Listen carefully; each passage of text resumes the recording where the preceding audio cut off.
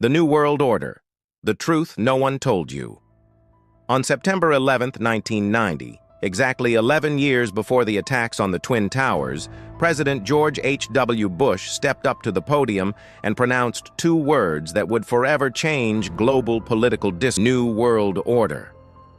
But what did he really mean? And why does this phrase continue to echo 3 decades later? These are not theories. These are documented facts. Real meetings where presidents, billionaires, and CEOs of the largest corporations on the planet discuss the future.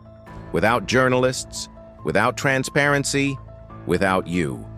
But to understand the present, we need to go back to the past. And I'm not talking about decades.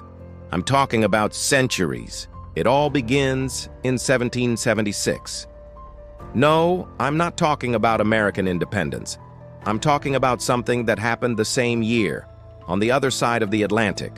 A law professor named Adam Weishaupt founded a secret society known as the Bavarian Illuminati. His goal? To create an intellectual elite that would shape governments from behind the curtains. Now, here's what history books don't tell you. Weishaupt deliberately infiltrated his members into the Masonic lodges of Europe, creating a network of influence that spread like wildfire. And before you think that was 250 years ago, it doesn't matter anymore. Wait until you discover who was in those meetings. Members of European nobility, bankers, diplomats, the same surnames that today control central banks and multi-billion-dollar philanthropic foundations. Coincidence? Let's see. Let's fast forward to 1913, the year when everything changed forever in the United States. On a private island off the coast of Georgia, 7 men met in secret. Among them, representatives of the Rothschilds from Europe, J.P. Morgan, and Paul Warburg. They drafted the plan for the Federal Reserve, the American central bank. And here's the detail that will blow your mind. The Federal Reserve is not federal. It's a private corporation, owned by private banks. Give me control over a nation's currency, and I care not who makes its laws. Words of Mayor Amschel Rothschild. Think about it. Since 1913, a private cartel of bankers has had the power to print money, control interest rates, and essentially decide the economic fate of the most powerful nation in the world. But this is just the beginning, because after 2 world wars, this same elite group had an even more ambitious idea. World War II ends. The world is in ruins, and it's exactly in this moment of chaos that the architecture of what we know today is born. The United Nations in 1945, a world government in embryo. The World Bank and IMF in 1944, global financial control. NATO in 1949, the military arm of the Western Order. The European Union in 1993, an experiment in shared sovereignty. Notice the pattern: centralization. Fewer independent nations, more power blocks. Less local sovereignty, more global decisions. But here's the million-dollar question. Who decides at the United Nations? Who controls the IMF? Who finances these organizations? The same names, the same families, the same banks. Now I'm going to show you something that's hidden in plain sight. In 2020, Klaus Schwab, founder of the World Economic Forum, launched an initiative called the Great Reset. You will own nothing and be happy. Words from the World Economic Forum Vision for 2030.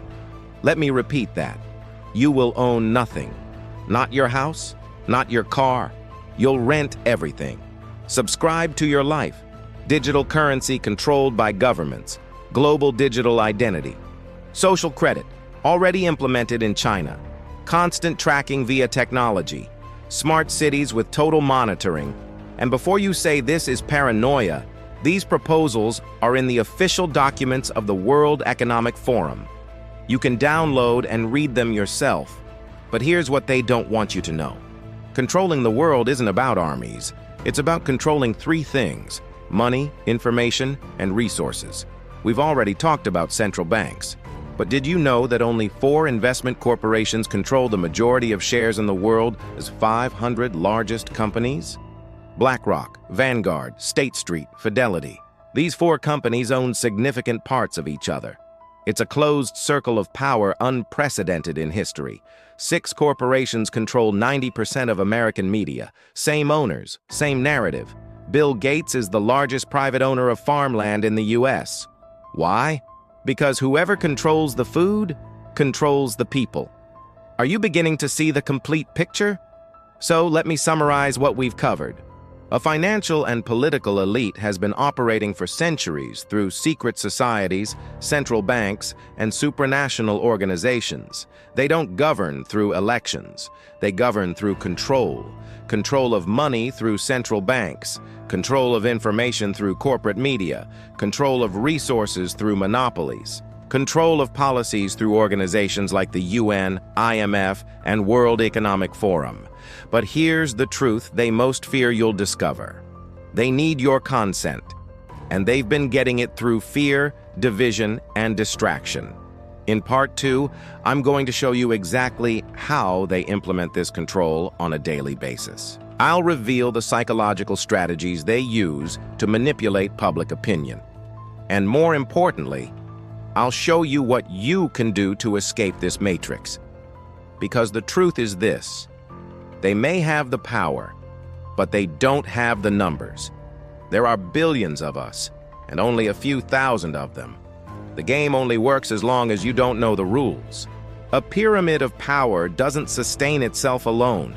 It needs tools, invisible weapons, and that's exactly what you're going to discover now. In 1928, a man named Edward Bernays, Sigmund Freud's nephew, wrote a book that would change the world forever: Propaganda. The conscious and intelligent manipulation of the organized habits and opinions of the masses is an important element in democratic society. Those who manipulate this unseen mechanism of society constitute an invisible government, which is the true ruling power. Read that again. He's not theorizing. He's describing the system. Bernays was hired by the American Tobacco Company in 1929. The problem? Women didn't smoke in public. His solution?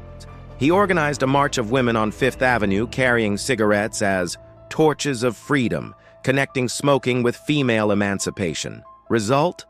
Sales skyrocketed, and millions of women developed cancer in the following decades. That's the power of social engineering. And Bernays worked for governments, including during wars and coups d'etat. Today, manipulation has evolved. There are 5 main weapons: problem, reaction, solution. Create or amplify a crisis like terrorism or pandemic. Population panics and demands government action. Then implement laws that would normally be rejected. Example: the Patriot Act after September 11th. Mass surveillance passed in 45 days with minimal debate. The Overton window. The elite doesn't push radical ideas all at once. They move the window gradually, from unthinkable to radical to acceptable to sensible to popular to policy. Digital identity was conspiracy theory in 2015. In 2025, several countries already implemented it. Perpetual division, left versus right. Vaccinated versus unvaccinated, black versus white. While the public fights among themselves, no one looks up. No one questions who benefits from the chaos. Divide and conquer is a war strategy proven for millennia. Information overload. The average human is exposed to over 5,000 ads per day. 500 hours of video uploaded to YouTube per minute. 6 billion Facebook posts daily. It's not censorship, it's noise. So much contradictory content that truth gets lost in the confusion. Gradual normalization, surveillance cameras everywhere, facial recognition, cell phone tracking, search history stored forever. 30 years ago, this would be dystopia. Today? Oh, it's for my security. The final trick, making you accept your own prison and defend those imprisoning you. Now let's examine the events that accelerated the plan. September 11th, 2001. Let's focus on what definitely happened afterwards. 20 years of Middle East wars costing $8 trillion. Creation of Homeland Security. Global mass surveillance revealed by Edward Snowden in 2013. Invasive airport security. Normalization of enemy combatants without rights. Who profited? Defense companies, private contractors, and banks financing reconstruction. The 2008 financial crisis. Banks made risky bets. They broke. And who paid? You. $700 billion in bailouts. But here's the diabolical detail. The same banks that caused the crisis got bigger. In 2008, the four largest U.S. banks controlled 40% of assets. In 2025, more than 50%. Power concentration disguised as rescue. The 2020 pandemic. I'm analyzing political and economic responses, not denying COVID. What happened? Largest wealth transfer in history from poorest to richest. Amazon, Walmart, Big Tech had record profits. Small businesses, millions closed permanently. 40% of all existing dollars printed in 2020-2021. Vaccine passports tested globally. Massive acceptance of contact tracing and movement restrictions. Klaus Schwab said, "The pandemic represents a rare but narrow window of opportunity to reset our world." Again, problem-reaction solution. Now let's talk about what's coming. Officially published, UN Agenda 2030. On the surface, end poverty and hunger. But read the implementation documents. Public-private partnerships with corporations governing alongside governments. Global digital identity for everyone by 2030. Smart cities with constant tracking. ESG scores controlling credit access. Central bank digital currency that can be programmed and controlled. Everything converges to tracking, control, and centralization.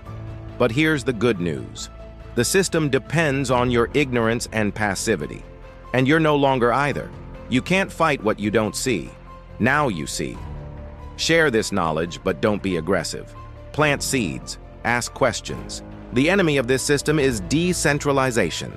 Support local businesses instead of corporations. Use decentralized cryptocurrencies, not government digital currencies. Build strong local communities. Choose independent media over corporate. The more dependent you are on the system, the more vulnerable. The more self-sufficient, the freer. Learn practical skills, store food, have alternative energy, keep physical cash, diversify assets. Don't fight with your neighbor over politics or religion. Don't take the bait. Left and right are wings of the same bird. The real conflict isn't horizontal, it's vertical. It's about the 0.001% versus the other 99.999%. So is the New World Order real? Yes. But it's not men in robes at satanic rituals. It's much more efficient. It's an interconnected network of financial, political, and corporate interests that consolidated power through monetary control, information manipulation, crisis creation, and our silent consent. But here's the truth that changes everything. Control systems only work when the majority obeys. You don't need to convince everyone, only a critical mass. Historians estimate just 3.5% of the population actively engaged is enough to change entire systems.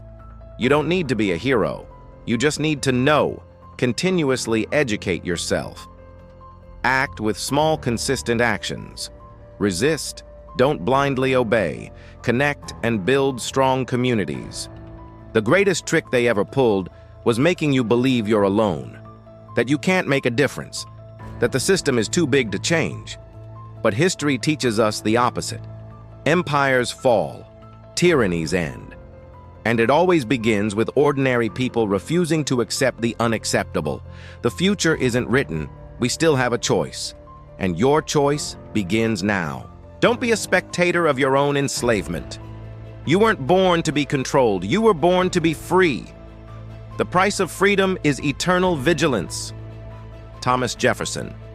Truth does not fear investigation. Share this.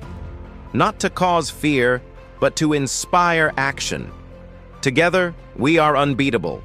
You've just unlocked a new way to see the world. Join us at ChremaDynamics, where science meets wealth.